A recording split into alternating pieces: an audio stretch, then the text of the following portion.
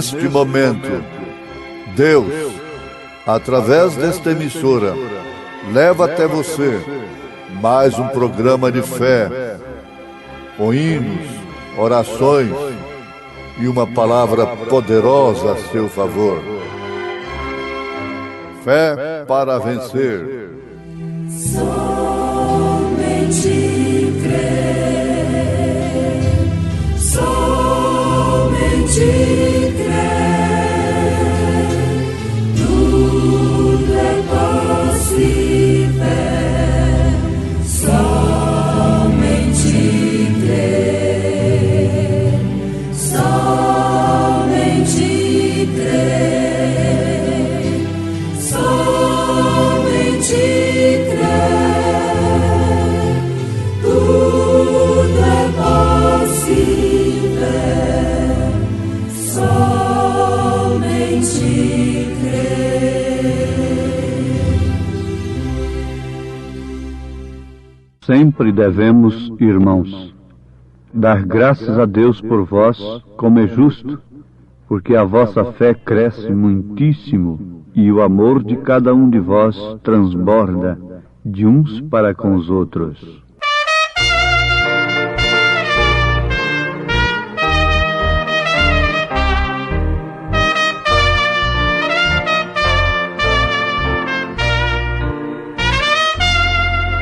Como um barco navegando em alto mar, onde a calma é bonança, às vezes se vê, mas tormenta é procela. Estou sempre a esperar, é o oceano atravessar. Cristo é o piloto que vai me ajudar quando o mar tormentoso se tornar. Não deixará minha nau afundar. Sua mão pode me sustentar.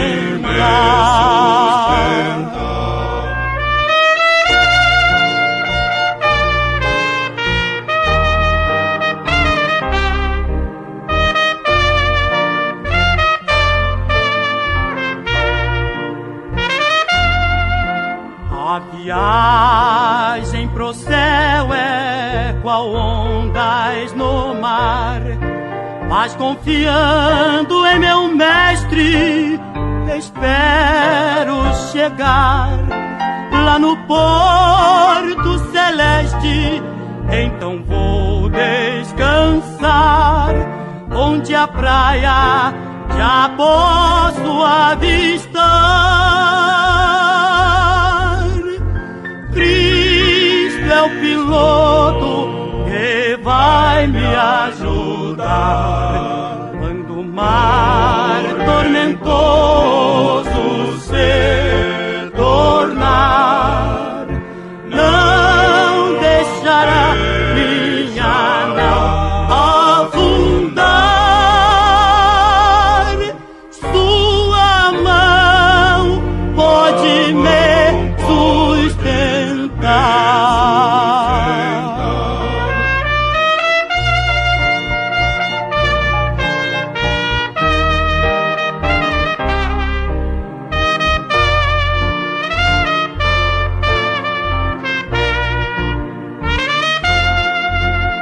Comandando meu barco está meu Jesus. Se vier a tormenta, não vou me assustar.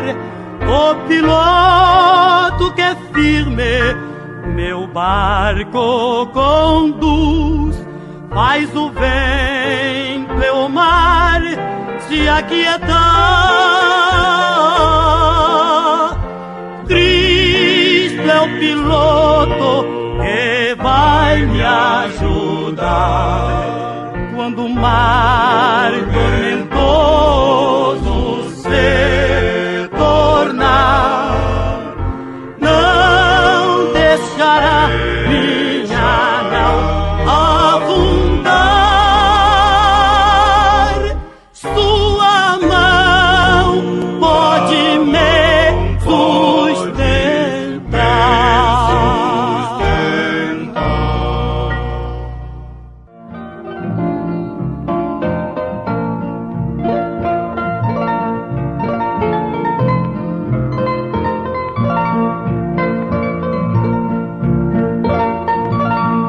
Ouvintes amados, o Senhor vos abençoe enquanto nós estamos meditando sobre a sua palavra. Há um engano muito grande no mundo em relação aos pregadores que pregam coisas duras. Parece que eles estão ofendendo as pessoas, mas já afirmamos e queremos reafirmar: é engano do povo que contesta e acha que o pregador que prega duro contra o pecado não está agindo corretamente, não deveria fazê-lo, não tem o amor de Jesus. Não. Isto não é assim, é justamente ao contrário.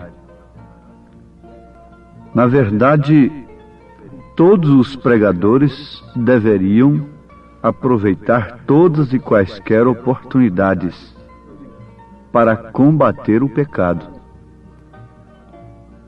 Se eles são verdadeiros pregadores do Evangelho, devem levar a cabo o objetivo disto: é combater o pecado até as suas raízes. E nenhum pregador deve ter um povo seu particular a quem somente aquele povo ele tem direito de corrigir. Não. Se ele é enviado de Deus, então ele é um enviado a todo o povo que chama pelo nome de Deus. Deus não poderia mandar um profeta, um pregador, simplesmente para um grupo. Caso contrário, esse Deus estaria dividido. Teria classificações lá nos céus para o grupo A, grupo B, grupo C e assim por diante. Deus, quando manda um mensageiro levantado diretamente por ele, manda para todos que chamam pelo seu nome. Um mensageiro enviado por Deus é a resposta da oração do povo de Deus. Em todas as alas religiosas existem filhos de Deus. Portanto, estes filhos devem ouvir a voz de Deus quando Ele, o Senhor, envia o seu mensageiro. Portanto, amados, não se aborreçam. Nós fazemos um pedido nesse instante como Paulo fez: suportem a minha loucura, porque estou zeloso de vós com o zelo de Deus, para vos apresentar a Cristo como uma noiva imaculada, sem ruga. E estamos pregando um evangelho que nós mesmos temos de ser sujeitados a ele. Sujeitar os nossos próprios corpos, a nossa vida, para que possamos pregá-lo. Então devemos estar sujeitos àquilo que pregamos. O profeta diz que ele não pediria ninguém para fazer coisa alguma sem que ele mesmo estivesse disposto a fazer aquilo. E Jesus disse que você deve fazer aos homens aquilo que você quer que os homens façam para você. Então, é uma boa conclusão que nós tiramos logo de início nessa meditação. Vamos lembrar daquele fato importante e muito profundo para a vida cristã, de que por um homem entrou o pecado, mas por um homem superabundou a graça. E agora, ouvintes, prestem atenção, parem um pouquinho, escutem isto, e vocês concordarão com a verdade.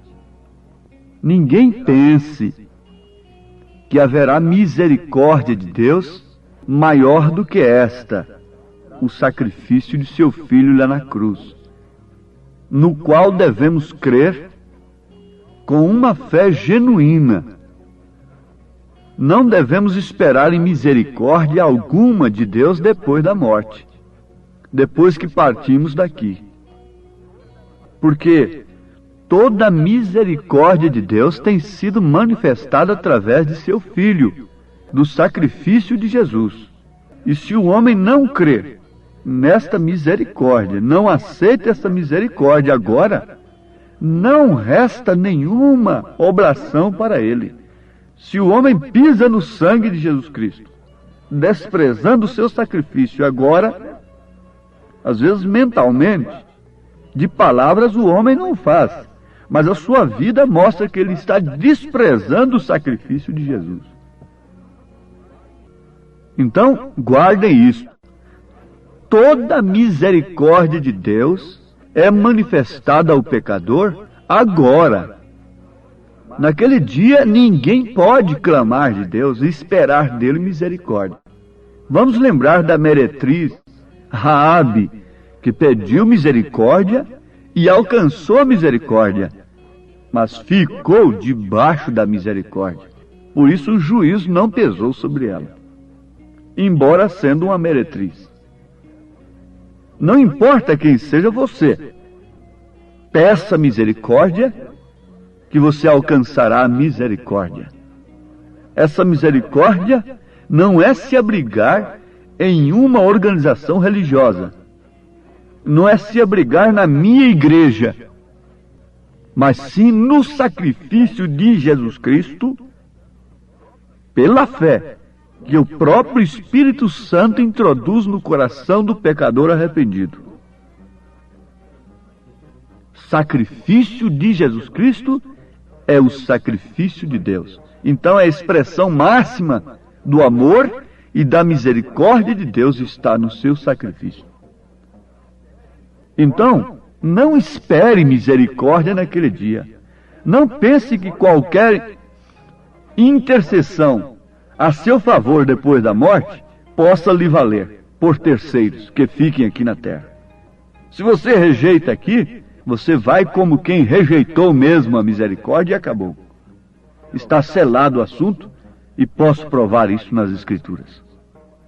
Agora, Paulo está falando à igreja de Tessalônica na sua segunda epístola, capítulo 1. Segunda epístola de Paulo aos Tessalonicenses. No versículo 3, ele diz: sempre devemos, irmãos, dar graças a Deus por vós, como é justo, porque a vossa fé cresce muitíssimo, e o amor de cada um de vós transborda de uns para com os outros. Parece que estou mudando de assunto, mas não. Eu quero mostrar para os meus ouvintes amados que, uma vez escolhendo a misericórdia de Deus, está escolhendo a porta estreita, o caminho espinhoso. E há muitos que se escandalizam, como Jesus disse na parábola da semente, e não suportam as lutas e deixam-se levar e tombam no caminho. Mas vejam o que Paulo está falando. Sempre devemos, irmãos, dar graças a Deus por vós, como é justo, porque a vossa fé cresce muitíssimo, e o amor de cada um de vós transborda de uns para com os outros, de maneira que nós mesmos nos gloriamos de vós nas igrejas de Deus, por causa da vossa constância e fé em todas as perseguições e aflições que suportais. Ó, meus ouvintes, aqui está um homem de Deus, um profeta de Deus, cheio do Espírito Santo, dizendo que podia gloriar-se daqueles crentes daquele dia, daqueles crentes da Igreja de Deus, da Igreja de Cristo, da Igreja verdadeira do Senhor, que estavam em Tessalônica. Isto por quê? Porque eles estavam alcançando grandes posições diante dos homens? Não. Aí está o engano de quem quer encarar o cristianismo como uma coisa que só nos traz sombra e água fresca. Já houve doutrina moderna. A doutrina moderna. Não é pentecostal. Doutrina moderna nos Estados Unidos, que diz que aquele que não tem pelo menos 2 Cadillacs, o Cadillac é um dos automóveis de mais luxo. Então, aquele que não tem pelo menos 2 Cadillacs, Deus não tem abençoado. Oh, mas que engano terrível. Porque eles são dizimistas fiéis, e oferecem muito para missões. E Deus fez uma promessa que abençoaria, não é? Mas aqui está o engano. Eles pensam que bênção de Deus se refere somente às coisas materiais. Nem sempre coisas materiais são bênçãos de Deus. Nem sempre a prosperidade do homem significa bênçãos de Deus. Pelo contrário, às vezes é uma grande maldição. Eu tenho encontrado mulheres chorando, que vêm para mim ajudá-las, dizendo: enquanto éramos pobres, eu lutava com tudo que tinha com meu marido. Quando ficamos ricos, quando ele alcançou posição, então agora ele não é mais aquele esposo que eu tinha antes. Ele já arrumou inclusive até outra família. Eu preferia ter ficado pobre como estava e feliz com o meu marido como era antes. Bom, nem toda nuvem negra é sinal de desaprovação de Deus. Você sabe, olha uma nuvem negra ali, ela na verdade causa espanto. Ela parece que não está trazendo coisa boa. Não, está assim. Ela está trazendo chuva para a terra, para regar a terra, para que a terra possa produzir fruto, alimento. Você olha aquela nuvem bonita ali, limpa, ornando os céus. O que traz ela de benefício para você? O mundo está enganado em relação a estas coisas. Então Paulo estava se gloriando daquela igreja, daqueles crentes que por causa da constância e fé, em todas as perseguições e aflições que suportais, estavam firmes. O que é prova clara do justo juízo de Deus, para que sejais havidos por dignos do reino de Deus, pelo qual também padeceis. Aos Filipenses ele disse assim: e a vós vos foi concedido. Agora os meus ouvintes pensam nisso, o que é uma concessão? Concedido, não somente crer nele, isto é, em Cristo, mas como também padecer por ele. Isso é um privilégio, é uma concessão de Deus. Ele continua aqui aos Tessalonicenses: se de fato é justo diante de Deus, que ele dê em paga tribulação aos que vos atribulam. E a vós que sois atribulados, alívio juntamente conosco. Agora eu pergunto com os meus ouvintes: quando será esse alívio, Jesus? Quando? Mas vejam só, um povo que tem negado ao mundo e que tem demonstrado uma constância e fé, vem sobre esse povo a perseguição e aflição? E quem estava perseguindo esse povo eram os pagãos? Não. Não eram os pagãos, sempre foram os religiosos. Sempre foram aqueles que até mataram cuidando de estar fazendo um serviço para Deus. É um contraste muito grande. Um reino dividido? Não. Então aquele outro lado não pode ser de Deus. Caim não podia ser de Deus matando seu irmão, embora estivesse adorando ao mesmo Deus. Isso é chocante, mas é verdade. Ele não podia ser uma semente original de Deus. Caso contrário, ele não mataria uma outra semente original. Ele tinha que ter vindo do maligno mesmo, como disse São João e como disse Jesus, que quem semeou o joio foi o diabo. Jesus usou esta expressão mesmo. E ele próprio interpretando a palavra do joio e do trigo.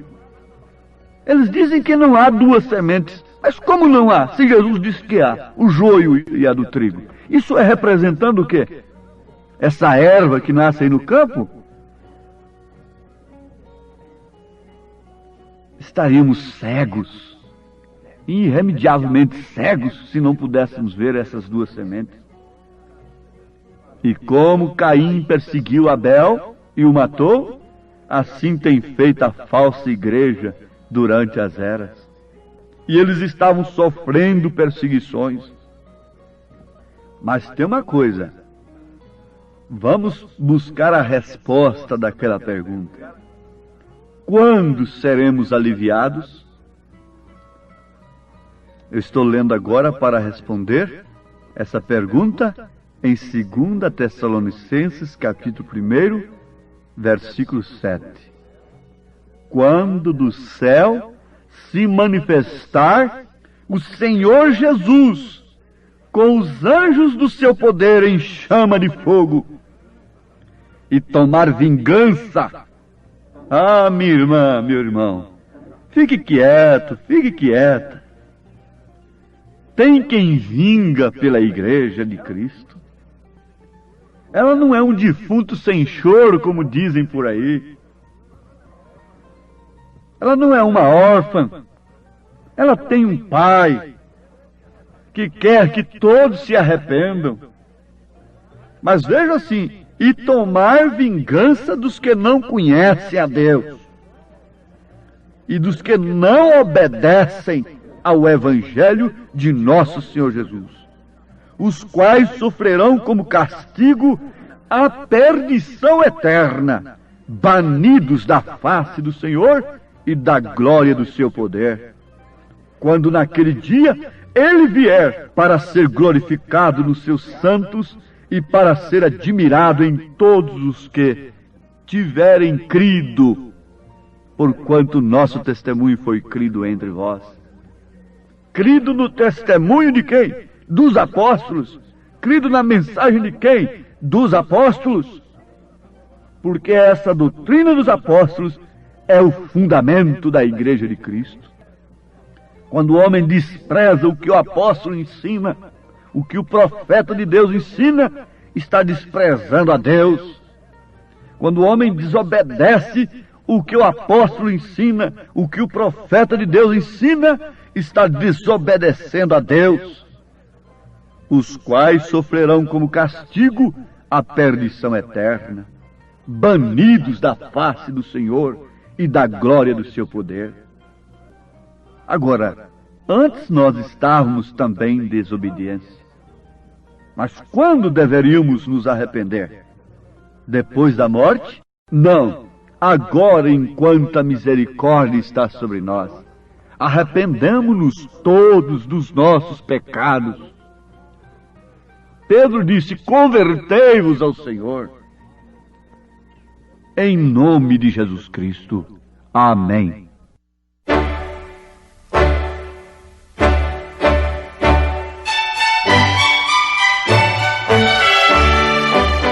Ouvintes, escreva-nos pela caixa postal de número 15.020, 15020, CEP 74 501-970, Goiânia, Goiás. O nosso endereço na internet é www.apalavraoriginal.org.br.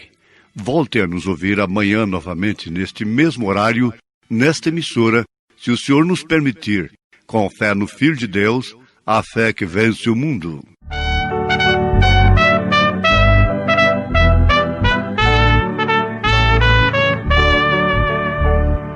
Conta-me sim de Jesus, para na mente eu gravar como foi que padeceu da cruz pra me libertar. A sua paixão e morte, a começar no jardim, não houve mais quem tivesse um padecimento assim. Só amor, só amor, só amor, sublime grande amor.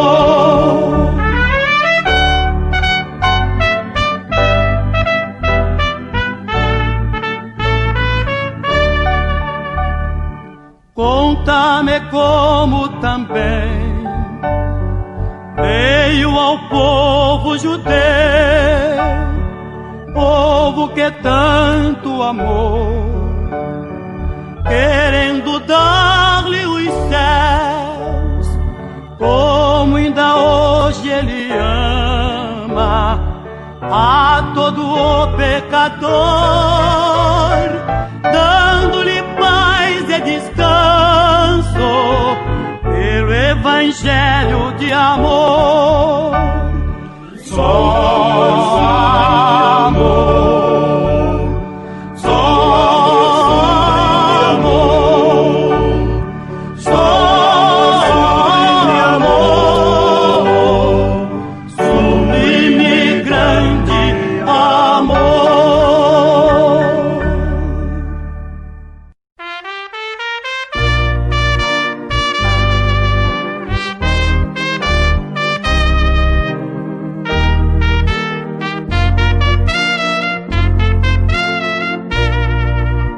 Muito além do nosso entendimento, alto mais que todo pensamento, glorioso em seu sublime intento, é o amor de Deus sem par. Fez um sacrifício infinito, num valor imenso, inaudito, dando-nos o Filho seu bendito. Calculai o amor de Deus, grande amor, o amor de Deus,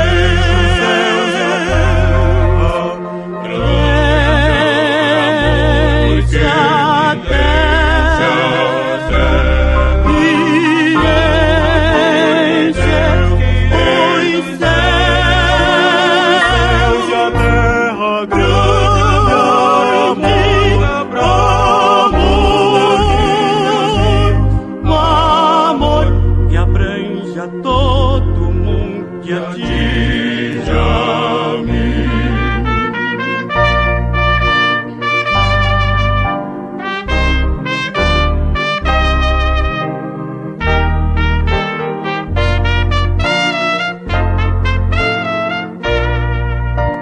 Grande foi, muito grande o meu pecado, triste e perigoso o meu estado.